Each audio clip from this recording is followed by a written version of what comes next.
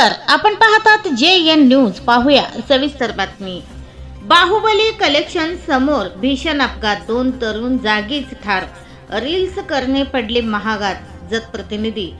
जत सांगोला रोडवरील बाहुबली कलेक्शन समोर आयचर व दुचाकीच्या झालेल्या समोरासमोर धडकेत शेगावचे यशराज नानासाहेब शिंदे वय वर्ष 16 व देवदत्त दिलीप शिंदे वय वर्ष 20 राहणार शेगाव हे दोघे तरुण जागीच ठार झाल्याची घटना सकाळी 11:30च्या दरम्यान घडली। याबाबतची अधिक माहिती अशी की यशराज शिंदे व देवदत्त शिंदे हे काही कामानिमित्त शेगावहून जतकडे येत होते। जत शहरापासून काही अंतरावर असलेल्या बाहुबली कलेक्शन समोर चालत्या गाडीवर रील्स करत येत होते। तेवढ्यात समोरून येणारे आयचर गाडीला दुचाकीला धडकली। समोरासमोर झालेल्या धडकेत यशराज शिंदे व देवदत्त शिंदे हे जागीच ठार झाले।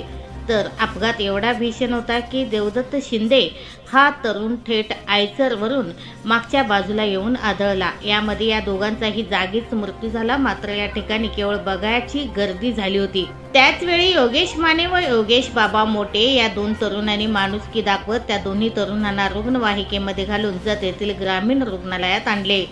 तोपर्यंत त्या 2 तरुणांचा जागीच मृत्यू झाला।